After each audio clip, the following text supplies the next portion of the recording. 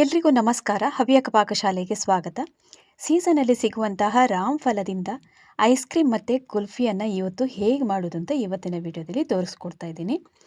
ಇದು ಈ ರೊಟ್ಟಿದೊಂದು ವಿಶೇಷತೆಯೇ ಅದು ತುಂಬ ಕ್ರೀಮಿಯಾಗಿ ಅದೇ ರೀತಿ ಸ್ಮೂದಿಯಾಗಿ ಇರುತ್ತೆ. ಇದರಲ್ಲಿ ಐಸ್ ಕ್ರೀಮ್ ಅಂತೂ ಮಾಡಿದ್ರಂತೂ ಸಖತ್ತಾಗಿರುತ್ತೆ. ಒಂದು ಸಲ ಇದು ಹಣ್ಣು ಸಿಕ್ಕಿದ್ರಂತೂ ಟ್ರೈ ಮಾಡಿ ನೋಡಿ. ಔಟ್ಸೈಡಲ್ಲಿ ಸಿಗುವಂತೆಯೇ ನಾವು ಮನೆಯಲ್ಲೇ ಇದನ್ನು ರೆಡಿ ಮಾಡ್ಕೊಳ್ಬೋದು.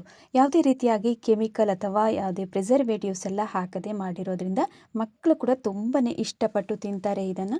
ಬನ್ನಿ ಹಾಗಾದರೆ ಇವತ್ತಿನ ವಿಡಿಯೋವನ್ನು ಸ್ಟಾರ್ಟ್ ಮಾಡೋಣ.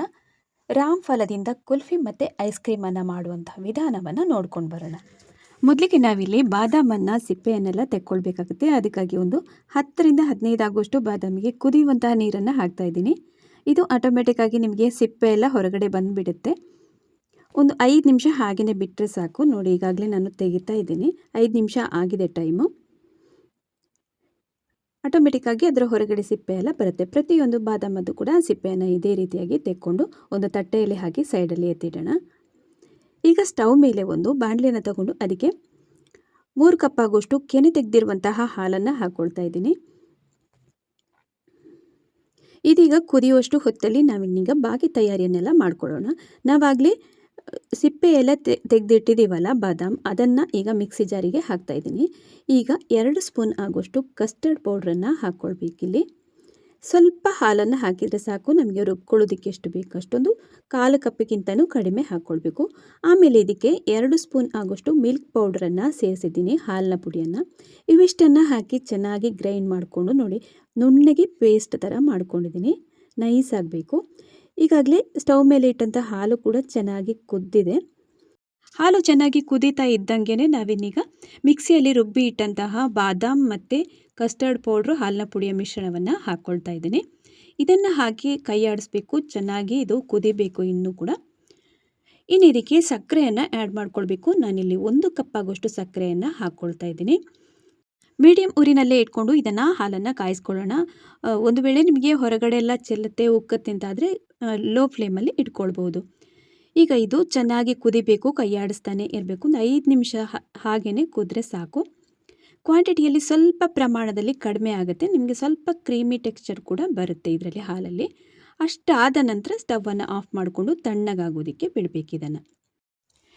ಈಗಾಗಲೇ ಒಂದು 5 ರಿಂದ 8 ನಿಮಿಷ ನಾನೀಗ ಕುದಿಸಿದ್ದೀನಿ. ಇನ್ನೀಗ ಸ್ಟವನ್ನು ಆಫ್ ಮಾಡ್ಕೊಂಡಿದ್ದೀನಿ.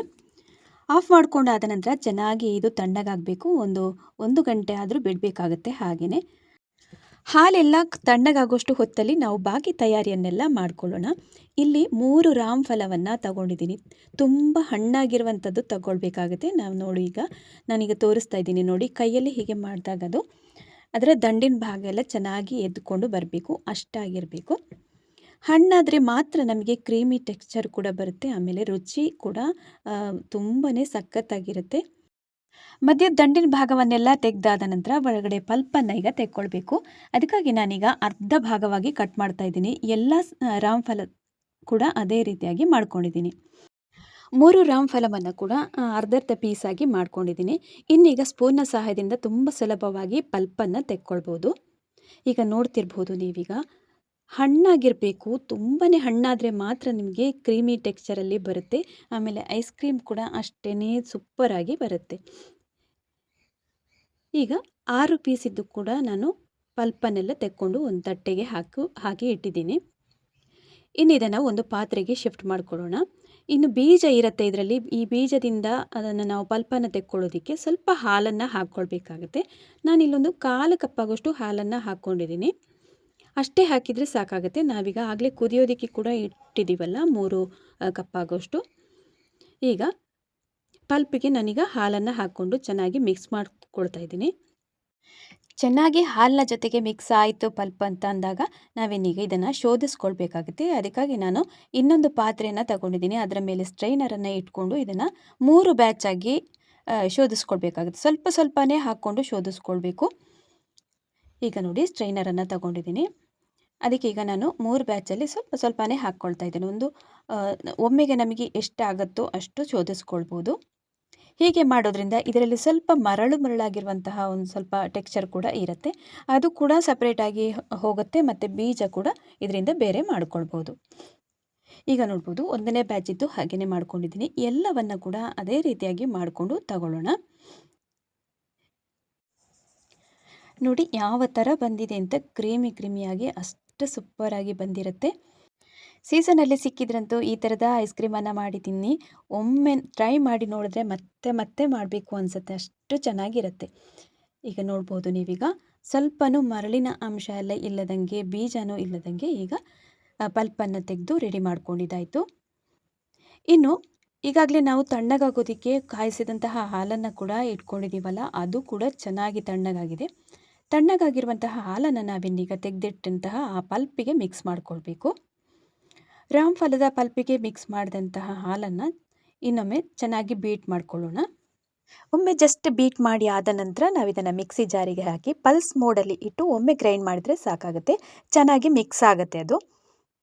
ಹೀಗೆ ನಾವು ಕೈಯಲ್ಲಿ ಬೀಟ್ ಮಾಡೋದಕ್ಕಿಂತ ಮಿಕ್ಸಿ ಜಾರಲ್ಲಿ ಹಾಕಿದರೆ ಇನ್ನೂ ಚೆನ್ನಾಗಿ ಇದರ ಟೆಕ್ಸ್ಚರ್ ಕೂಡ ಸರಿಯಾಗಿ ಬರುತ್ತೆ. ಕ್ರೀಮಿಯಾಗಿ ಟೆಕ್ಸ್ಚರ್ ಬರಬೇಕಲ್ಲ, ಅದಕ್ಕೋಸ್ಕರ 2 ಪೋರ್ಷನಲ್ಲಿ ಹಾಕ್ಕೊಂಡು ರುಬ್ಕೊಳ್ತಾ ಇದ್ದೀನಿ.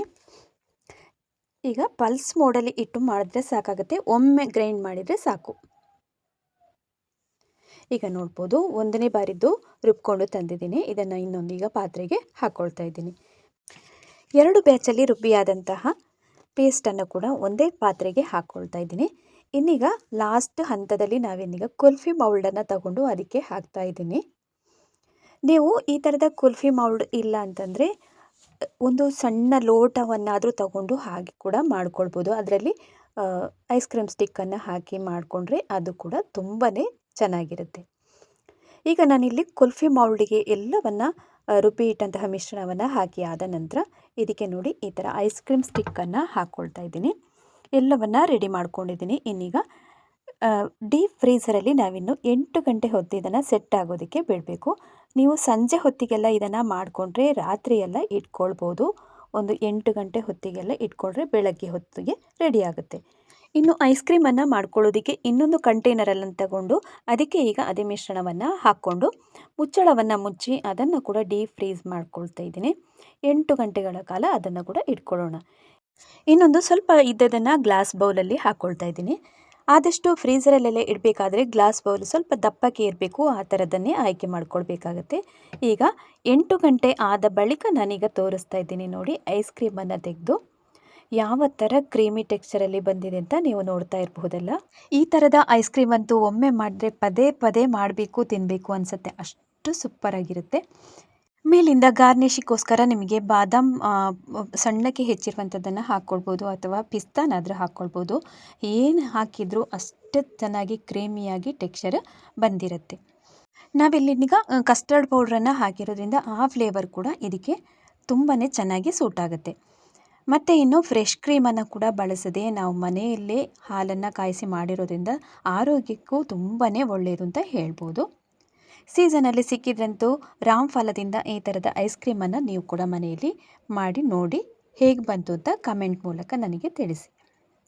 ಈಗ ನಾವು ಕುಲ್ಫಿಯನ್ನು ನೋಡೋಣ ಹೇಗೆ ಬಂದಿದೆ ಅಂತ. ಒಂದ್ಸಲಿ ಕುಲ್ಫಿ ಎಲ್ಲ ಮಾಡಿದ್ರಂತೂ ಉಳಿಯೋದೇ ಇಲ್ಲ, ಅಷ್ಟು ಬೇಗನೆ ಖಾಲಿಯಾಗಿ ಹೋಗುತ್ತೆ. ಮಕ್ಕಳಿಗೆಲ್ಲ ಇಷ್ಟ ಅಂದರೆ ಇಷ್ಟ ಆಗುತ್ತೆ ಈ ಥರದ ಕುಲ್ಫಿ ಮಾಡಿದರೆ. ಮತ್ತು ಈ ಥರದ ರಾಮಫಲದ ಹಣ್ಣನ್ನೆಲ್ಲ ನಾವು ಹಾಗೇ ತಿನ್ನೋದಕ್ಕಿಂತ ಐಸ್ ಕ್ರೀಮೆಲ್ಲ ಮಾಡಿ ತಿಂದಾಗ ಇನ್ನೂ ರುಚಿಯಾಗಿರುತ್ತೆ ಅಂತ ಹೇಳ್ಬೋದು. ರಾಮಫಲ ಹಣ್ಣನ್ನು ಬಳಸ್ಕೊಂಡು ಯಾವ ಥರ ಐಸ್ ಕ್ರೀಮ್ ಮತ್ತು ಕುಲ್ಫಿಯನ್ನು ಮಾಡೋದು ಅಂತ ನೋಡ್ಕೊಂಡು ಬಂದಿದ್ದಾಯ್ತಲ್ಲ.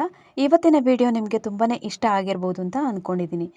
ಇವತ್ತಿನ ವಿಡಿಯೋ ಇಷ್ಟ ಆದಲ್ಲಿ ಚಾನಲನ್ನು ಸಬ್ಸ್ಕ್ರೈಬ್ ಮಾಡಿಕೊಂಡು ಅದೇ ರೀತಿ ಹೆಚ್ಚಾಗಿ ಎಲ್ಲ ಕಡೆ ಶೇರ್ ಮಾಡಿ ಸಪೋರ್ಟ್ ಮಾಡಿ. ಹವ್ಯಕ ಪಾಕಶಾಲೆಯಲ್ಲಿ ಇನ್ನೊಂದು ಹೊಸ ರುಚಿಯೊಂದಿಗೆ ಮತ್ತೆ ನಾನು ನಿಮ್ಮನ್ನು ಭೇಟಿ ಆಗ್ತೀನಿ ಅಂತ ಹೇಳ್ತಾ ಅಲ್ಲಿ ತನಕ ನಮಸ್ಕಾರ.